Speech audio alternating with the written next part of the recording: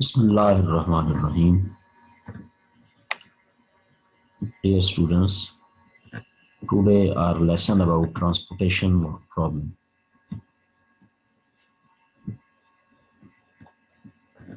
Transportation problem. The transportation problem deals with a special class of linear programming problem.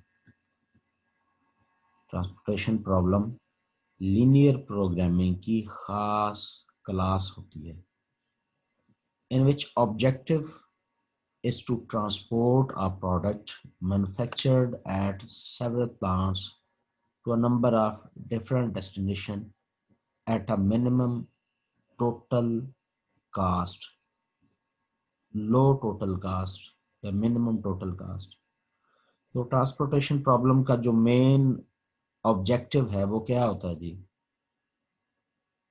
Different products जो different plants पर बनाई गई हों उनकी ट्रांसपोर्टेशन करनी है आपने डिफरेंट डेस्टिनेशन, यानी आइटम्स या प्रोडक्ट्स जो मैन्युफैक्चर्ड हैं सेवरल प्लांट्स पर, कई एक जगह पर बनाई गई हैं, आपने उनको मुख्तलिफ जगह पर पहुंचाना है, उनकी ट्रांसपोर्टेशन करनी है मुख्तलिफ जगहों पर। लेकिन याद रहे कि ये ट्रांसपोर्टेशन मिनिमम कास्ट पर होनी चाहिए, टोटल मिनिमम कास्ट पर। The quantity demanded by the destination are given in the statement of problem.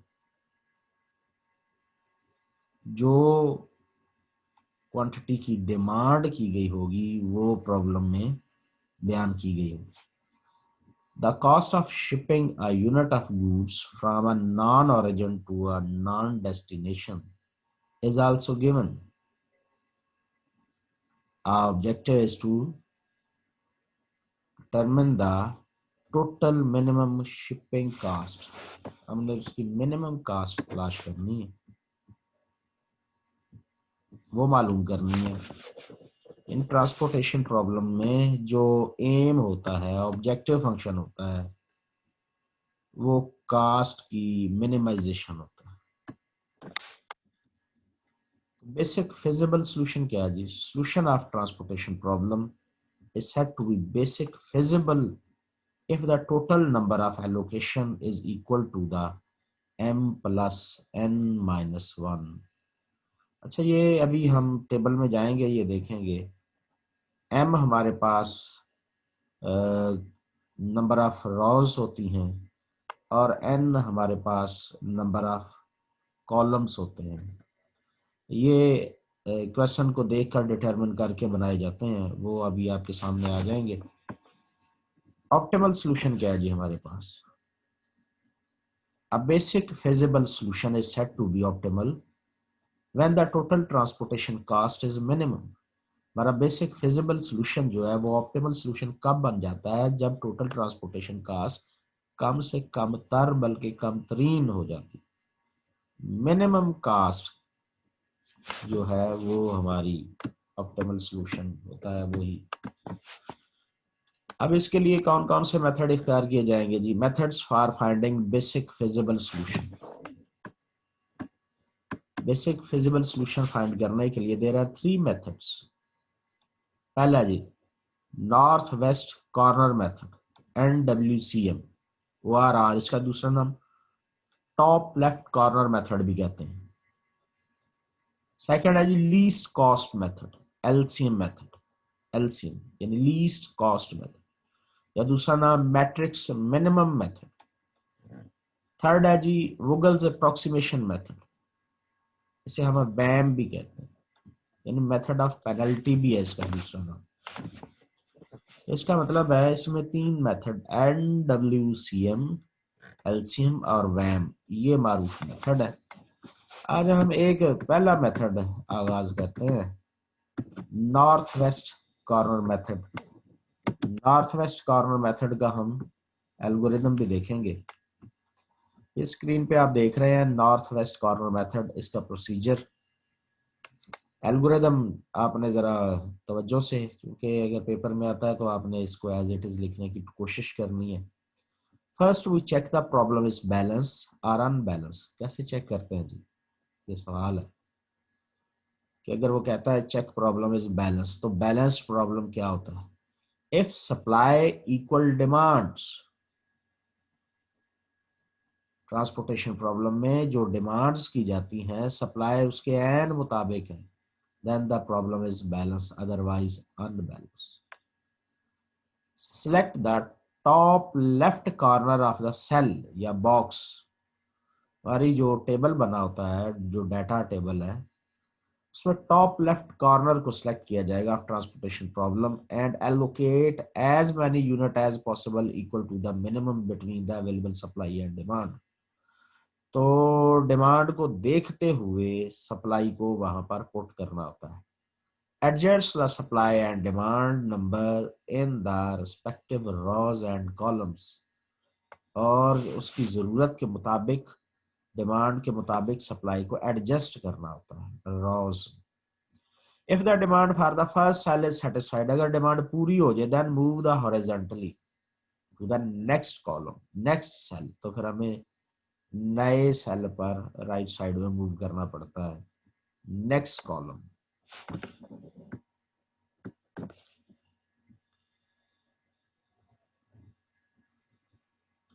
If the demand for the first cell is satisfied, then move horizontal to the next cell in the second column. If the supply for the first cell is satisfied, then move down in the second row. अच्छा, दोनों बातें इकट्ठी कर लेते हैं यहाँ, fourth और fifth point जो है, कहता है अगर डिमांड पूरी हो जाती है तो फिर आपने नेक्स्ट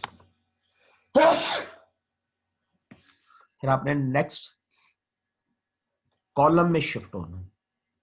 लेकिन अगर सप्लाई पूरी हो जाती है, सेटिस्फाई हो जाती है, तो फिर आपने नेक्स्ट रॉ में शिफ्ट होना। 6 पॉइंट क्या जी, if demand is satisfied then delete the column. अगर डिमांड पूरी हो जाती है तो फिर उस कॉलम को डिलीट कर दिया जाता है। If supply satisfied then delete the row, फिर अगर सप्लाई पूरी हो जाती है तो फिर रॉ को डिलीट कर दिया जाता है।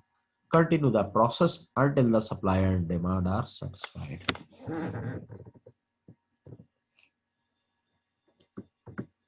जी इस प्रॉब्लम की मदद से हम देखते हैं, चेक करते हैं जी इनके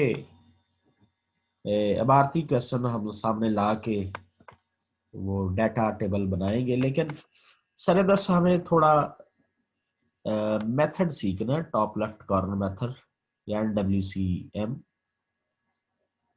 नॉर्थ वेस्ट कॉर्नर मेथड भी कहते हैं इसे, टॉप लेफ्ट कॉर्नर मेथड।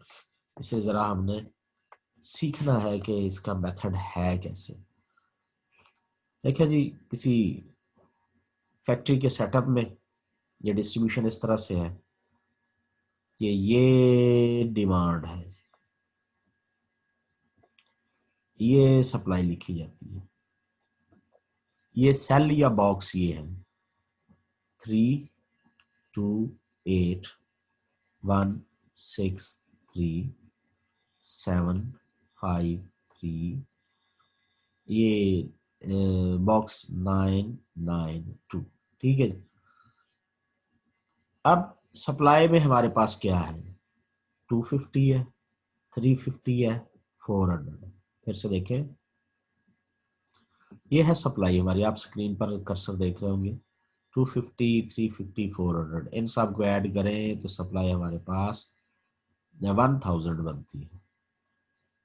ठीक है जी, अब इधर से मूव करते हैं, डिमांड कितनी हमारे पास मौजूद है, 200 है, 300 है, 350 है और 150 है। इनको भी ऐड करें तो 1000 बनता है।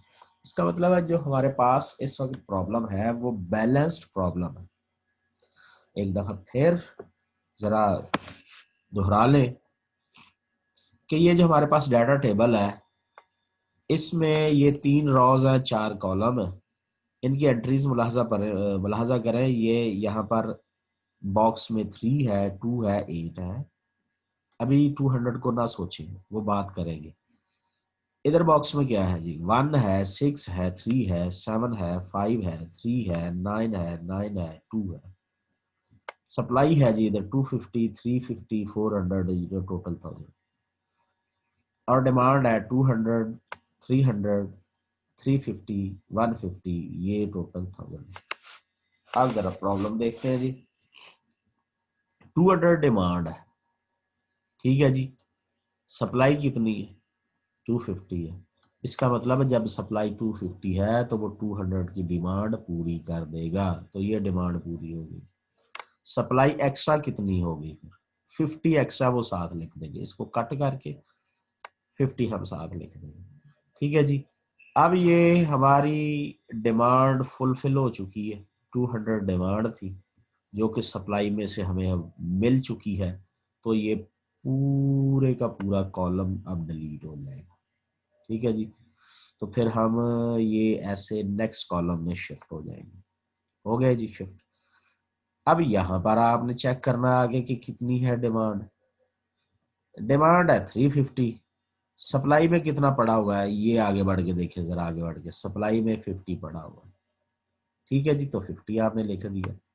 डिमांड आपके पास 300 की, 50 सप्लाई में पड़ा था वो आपने लिख दिया। अब डिमांड बच कितनी गई, 250। कितनी बच गई, 250। तो 250 डिमांड कहां से अब पूरी की जाए, सवाल ये पैदा होता है। 250 डिमांड भाई, 300 डिमांड में से 50 फुलफिल हुई, 250 बच गई, ये कहां से पूरी की जाए, ये नेक्स्ट सप्लाई को यूज किया जाएगा। नेक्स्ट सप्लाई 350 है, उसमें से 250 यूज कर ली, 100 बच गई। जब 100 बच गई है तो आपके पास ये देखिए, ये ऊपर वाली सप्लाई चूंकि इस्तेमाल हो चुकी है, वो रॉ डिलीट हो जाएगी, वो रॉ डिलीट हो जाएगी। और इधर से फिर चेक कर लें, इधर से भी 300 की 300 चेक कर लें, 250 प्लस 50 ये भी पूरी हो चुकी है। तो ये भी हमारी ये कॉलम भी डिलीट हो जाएगा, ये कॉलम भी डिलीट हो जाएगा, ये रॉ भी डिलीट हो चुकी। अब आपके पास क्या बचा है, आपके पास ये बचा कि इधर से डिमांड की जाएगी 350 की, जबकि इधर सप्लाई हमारे पास 100 मौजूद है। चलो जी, 350 की डिमांड हुई, सप्लाई इधर 100 मौजूद है, दे दीजिए 100, दे दिए। कितनी डिमांड बच गई, 250 की। नेक्स्ट सप्लाई में से 250 दे दे, ये दे दिए गए। नेक्स्ट सप्लाई बच कितनी गई, 150। अब ये कॉलम भी डिमांड पूरी हो चुकी डिलीट हो जाएगा, और ये वाली रॉ भी डिलीट हो जाएगी, ठीक है। इधर 150 डिमांड है, ये देखिए, और इधर 150 सप्लाई है। तो 150 डिमांड को इस 150 सप्लाई ने पूरा कर दिया, यहाँ पर लिख दिया गया। तो अब सारी डिमांड भी पूरी हो चुकी है और सप्लाई भी यूज हो चुकी। डिमांड पूरी हो चुकी, सप्लाई यूज हो चुकी, ठीक है जी। अब जरा नंबर ऑफ एलोकेशंस चेक कीजिए। तो ये 3+4, ये जी आपका m है, number of rows n, number of columns n -1। ये total number of allocations check करने का तरीका है, ठीक है जी। तो 3+4 - 1 6 हमारे पास एलोकेशंस है, 6 एलोकेशंस ऐसे है। ये 1 पहली एलोकेशन यहाँ हुई थी, दूसरी एलोकेशन, तीसरी allocation, fourth allocation, fifth allocation, six allocation. तो ये हमारी टोटल नंबर ऑफ एलोकेशन 6 हैं। फार्मूले में भी अप्लाई करके देखा तो 6 ही बनती है। अब कॉस्ट निकालिए, कॉस्ट ऐसे आएगी, 200 मल्टीप्लाई बाय 3, ये लिख दिया गया। फिर टेबल में देखिए 50 × 1 + 250 × 6, ये लिख दिया गया, 50 × 1 + 250 × 100 × 5 और 250 × 3, ये भी लिख दिया गया। फिर 150 × 2, ये भी लिख दिया गया। तो ये 3700 हमारी टोटल कास्ट आ चुकी है। एक दफ़ा एक और प्रॉब्लम में देखते हैं ताकि हमें अंदाज़ा हो, सहूलत रहे। ये हमारा क्वेश्चन है। ये डाटा टेबल बना हुआ है आपके पास। हम सारे दस सिर्फ टेबल को डील करना सीख रहे हैं। फिर हमारे पास जैसे ही अब आरती सवाल आएंगे तो उससे हम टेबल बनाना भी सीख लेंगे। ज़रा टेबल को डील करना सीख लें ताकि थोड़ी सी आसानी पैदा हो जाए। टॉप लेफ्ट कॉर्नर किस तरह से वर्क करता है, ये बात हम सीख रहे हैं। तो ये देखिएगा, हमारे पास इसमें 3 रोज 4 कॉलम है। ये सप्लाई है, ये डिमांड है। डिमांड और सप्लाई, ये प्रॉब्लम बैलेंस है या अनबैलेंस है कैसे चेक किया जाता है? इनका टोटल चेक किया जाता है। 150 प्लस 70 कितना बना जी? 120 70 50, ये 3 है जी हमारे पास एंट्रीज। 120 70 और 50। तो 70 और 50 120 होता है और 120 ये 120 70 50 240। ठीक है जी। इधर से चेक करते हैं क्या टोटल 240 बनता है। 60 प्लस 40 100 प्लस 30 130 130 प्लस 110 240। तो सेम है डिमांड और सप्लाई, इसलिए ये प्रॉब्लम बैलेंस्ड है। अब जरा आगे बढ़ते हैं हम इसको सोल्यूशन के लिए। 60 हमारी डिमांड है, सप्लाई में सप्लाई में 120 है। 60 डिमांड ये पूरी कर दी जाए तो सप्लाई में मजीद 60 बच जाएगा।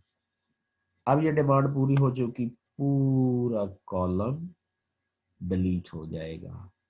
अब मूव कर जाएंगे नेक्स्ट कॉलम में। नेक्स्ट कॉलम की डिमांड चेक कीजिए तो 40 है। तो हमारे पास सप्लाई में तो 60 है, इसका मतलब 40 इसको दे दें 20 फिर बच जाएगा। अब ये कॉलम भी डिलीट हो जाएगा। ये कॉलम भी डिलीट हुआ। नेक्स्ट कॉलम में चले जाइए। नेक्स्ट कॉलम में आपकी डिमांड 30 है, जबकि सप्लाई में कितना पड़ा हुआ 20 है। वो 20 से एलोकेट कर दे तो 30 से 30 डिमांड में 20 सप्लाई हुआ, 10 डिमांड बच गई। 10 डिमांड अगली सप्लाई से पूरा कीजिए, 60 उसमें बच जाएगा। अब चूंकि ये वाली रॉ भी यूज हो चुकी तो वो डिलीट हो जाएगी। ठीक है जी, क्योंकि इसमें भी पूरी हो चुकी है 30 डिमांड। अब चूंकि यहाँ से जो 10 बची थी वो इधर से एलोकेट होके ये 60 रह गई थी, ये कॉलम भी डिलीट हुआ। 150 डिमांड है, वो जो 60 बची हुई हमारे पास सप्लाई है वो यहाँ यूज हो जाएगी। ठीक है जी। 60 जब सप्लाई मिल गई तो डिमांड फिर बाकी कितनी रह जाएगी 50। नेक्स्ट सप्लाई से पता करें वहाँ 50 या 50 यहाँ एलोकेट होगी। तो अब ये भी रॉ डिलीट हो जाएगी, कॉलम डिलीट हो जाएगा। हमारे पास डिमांड सप्लाई सारे मुकम्मल तौर पर बीट कर गई। अब एलोकेशन चेक करें 1 2 3 4 5 6 एलोकेशन है। फार्मूले में अप्लाई करके देखें तो ये 3 प्लस 4, ये वाले 4 3 प्लस 4 माइनस 1 6 इक्वल 6। अब टोटल कॉस्ट कैसे आएगी?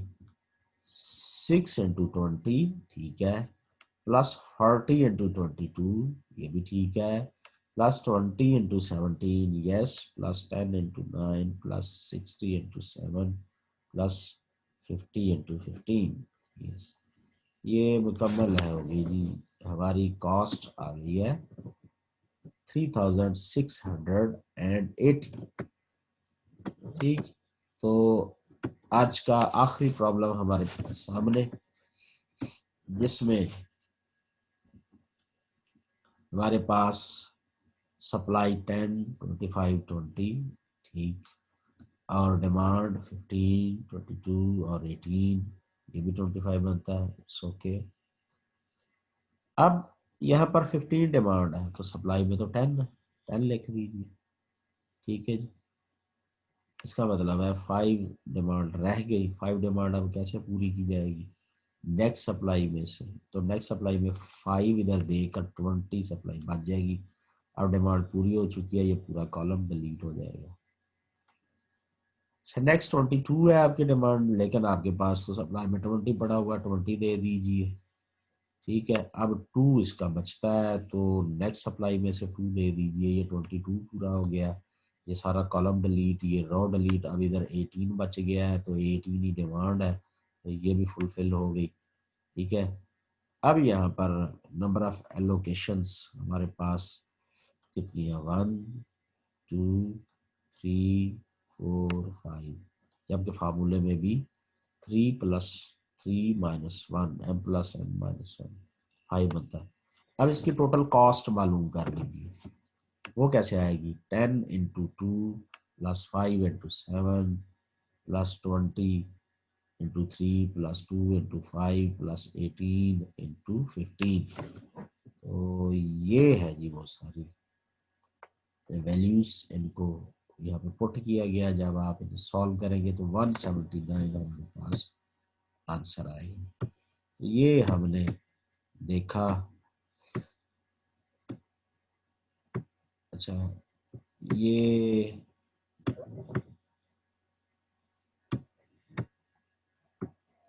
एक और प्रॉब्लम है, ये बैलेंस्ड प्रॉब्लम, लेकिन इसमें नंबर ऑफ रॉज 4 है और कॉलम्स 5 है।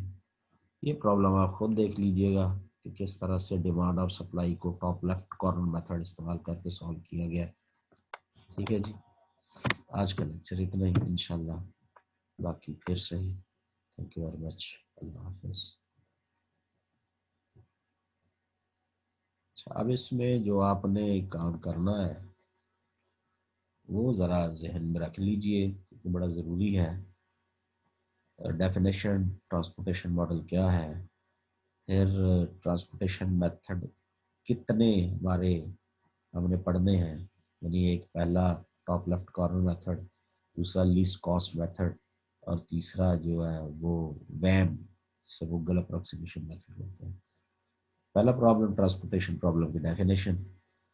सेकंड क्वेश्चन क्या आपने इसमें कितने इस्तेमाल मेथड यूज़ करने हैं, ये दूसरा सवाल है। तीसरा आपने इसका एल्गोरिदम लिखना है। ये 3 क्वेश्चन पूरे आपने कमेंट सेक्शन में जाकर लिखने हैं। ठीक है जी, एल्गोरिदम भी लिखना है। आज का काम इतना ही। थैंक यू वेरी मच, अल्लाह हाफिज़।